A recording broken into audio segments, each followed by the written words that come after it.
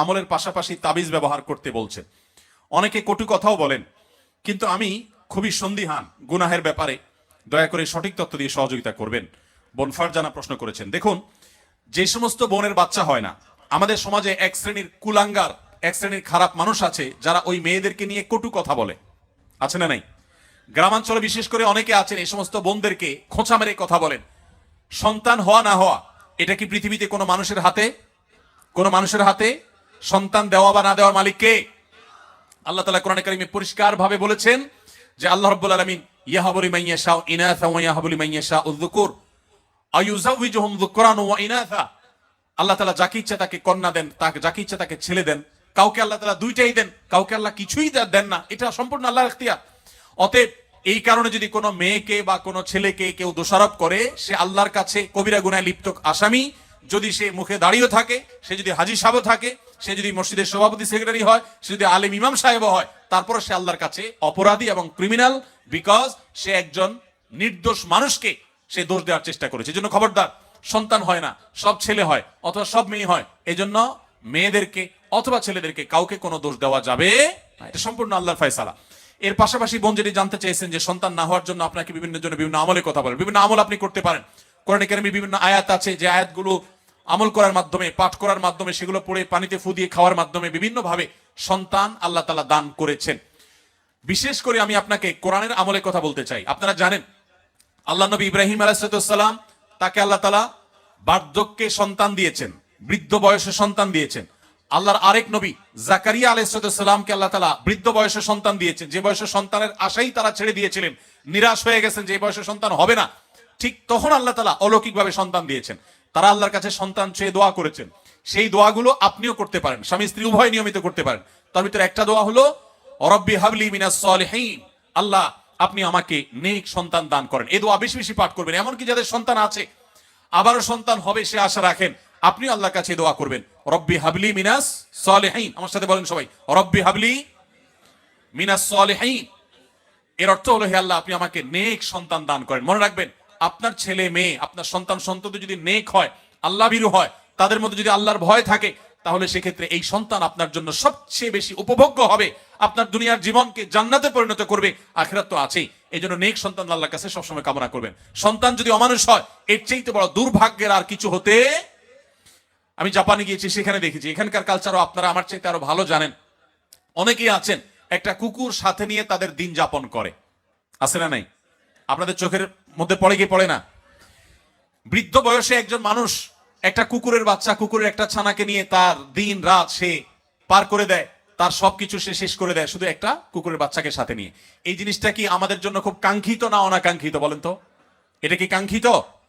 এরা কেন এরকম করে? কারণ ওই যে সন্তান সন্ততি নাতিপুতি তাদেরকে হাতের কাছে পায় না। মানুষ আদর করতে পারলে কেউ তো আর পশু আদর করে থাকতো না, ভাইরা আমার। এই জন্য আপনাদেরকে আমি বলতে চাই, নিজের সন্তানকে যদি ঈমান শিখান, তাওহীদ শিখান, মনে রাখবেন পৃথিবীতে ঈমানদার কোন সন্তান তার বাবা মাকে বার্ধক্যে রেখে দূরে চিরকালের জন্য সম্পর্ক ছিন্ন করে চলে যেতে পারে। আপনারা দেখেছেন, অনেকে গত কদিন আগে নিউজ হয়েছে আমাদের দেশে, মূলধারা মিডিয়াগুলোতে উঠে এসেছে, যে জাপানে অল্প সময়ের ব্যবধানে হাজার হাজার মানুষ পাওয়া গেছে যারা বাসায় মরে পচে, অনেকে আছেন যে কয়েক মাস পর জানা গেছে যে লোকটা মারা গেছেন। তারপর পুলিশ গিয়ে দরজা ভেঙে তাদেরকে লাশ উদ্ধার করেছে, কারণ তারা একাকী থাকতেন, কেউ সাথে থাকতো না। এর চাইতে বড় বেদনার, এর চাইতে বড় যন্ত্রণার, এর চাইতে বড় কষ্টের আর কি হতে পারে, যে বার্ধক্যে এসে তারা কোনো মানুষ পাবে না। আপনি যদি চান যে আপনার সন্তান সন্ততি মৃত্যুর আগ পর্যন্ত আপনার পাশে থাকবে, আপনাকে আগলে রাখবে, আপনাকে স্নেহ মমতা দিবে, ভালোবাসা দিবে, তাহলে মনে রাখবেন একমাত্র পথ তাদেরকে মুসলমান বানানো, আল্লাহ ভীরু বানানো। আপনি যদি তাদেরকে বিজ্ঞানী বানান, সায়েন্টিস্ট বানান, আপনি তাদেরকে শিক্ষিত বানান, বড় ব্যবসায়ী বানান, বড় পদাধিকারী বানান, কিন্তু ঈমান শিখান নাই, তাওহীদ শিখান নাই, তাকওয়া শিখান নাই, ইসলাম শিখান নাই, আমি শপথ করে বলতে পারি আপনার এই সন্তান আপনার বিপদের কারণ হওয়ার সমূহ সম্ভাবনা আছে। এই জন্য সন্তান নেক হোক আমরা সবাই চাই কি চাই না বলেন? তাহলে দোয়া করতে হবে। যে বোন চেয়েছেন তার জন্য এবং অন্য সবার জন্য বলছি, রব্বি হাবলি মিনাস সলিহিন, বেশি বেশি করে পাঠ করবেন। আরেকটা দোয়া হলো রব্বি লা তাদারনি ফারদা ওয়া আনতা খায়রুল ওয়ারিসিন। বিশেষ করে যাদের সন্তান হয় না তারা এই দোয়াটা বেশি বেশি পাঠ করবেন, রব্বি লা তাদারনি ফারদা, হে আল্লাহ আমাকে একা আপনি রেখে দিবেন না, ওয়া আনতা খায়রুল ওয়ারিসিন, আপনি সর্বোত্তম ওয়ারিস, তারপরও আপনি আমাকে নেক সন্তান দান করুন। এই দোয়ার মধ্যে সেটি চাওয়া হয়েছে। অতএব রব্বি লা তাযারনি ফারদা ওয়া আনতা খায়রুল ওয়ারিসিন, এই দোয়া পাঠ করবেন ইনশাআল্লাহ তাআলা। এর বাইরেও আরো বহু দোয়া আছে। রব্বি হাবলি মিন লাদুনকা যুররিয়াতান তাইয়্যিবা, রব্বি হাবলি মিন লাদুনকা যুররিয়াতান তাইয়্যিবা, আল্লাহ আপনার পক্ষ থেকে আপনি আমাকে পবিত্র এবং ভালো সন্তান দান করেন। ইন্নাকা সামিউদ দুআ, আপনি দোয়া শ্রবণকারী। আমি আমার জীবনে বুঝজ্ঞান হইছে থেকে নিয়ে একটি দোয়া ছাড়ি নাই। রব্বানা হাব লানা মিন আজওয়াজিনা ওয়া যুররিয়াতিনা কুররাতা আয়ুন ওয়াজআলনা লিল মুত্তাকিনা ইমামা। সূরা ফুরকান আয়াত নম্বর 74, 74 আয়াত নম্বর। সূরার নাম হলো সূরা আল ফুরকান।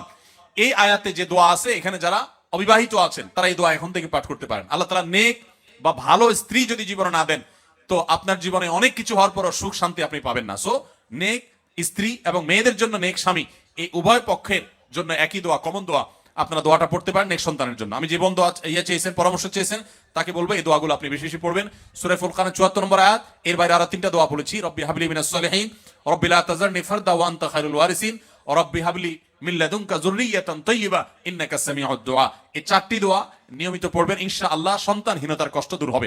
এরপরে যদি আল্লাহ না দেন, তো মনে রাখবেন আল্লাহ তাআলা যা দিয়েছেন এর মধ্যে আপনার কল্যাণ আছে। সন্তান হয়েছে কিন্তু অমানুষ হয়েছে, খারাপ হয়েছে, অসুস্থ হয়েছে, বিকলাঙ্গ হয়েছে, তার চাইতে আল্লাহ তাআলা না দেওয়াটা আপনার জন্য কখনোই ক্ষতিকর নয়। এজন্য আল্লাহর ফয়সালা সন্তুষ্ট থাকবেন। তবে তাবিজের যে ব্যবহার, এটি সুন্নাহর খেলাফ। নবী করিম সাল্লাল্লাহু আলাইহি সাল্লাম কখনো তাবিজ দেননি, ব্যবহার করেননি। এই তাবিজের ব্যবহারে কোরআনে কারীমের আয়াত থাকলে সেটা জায়েজ কিনা জায়েজ, এটা নিয়ে ওলামাদের যে ইখতিলাফ বা মতমত পার্থক্য আছে, এর ঊর্ধ্বে উঠে আপনি নিশ্চিতভাবে জানতে পারেন তাবিজের ব্যবহার এটা নবী সাল্লাল্লাহু আলাইহি সাল্লামের সুন্নাহ না। বিধায় কোরআন এবং সুন্নাহ বর্ণিত দোয়া, আয়াত এগুলো পড়ে পড়ে ফু দিবেন এবং আমল করবেন ইনশাআল্লাহ।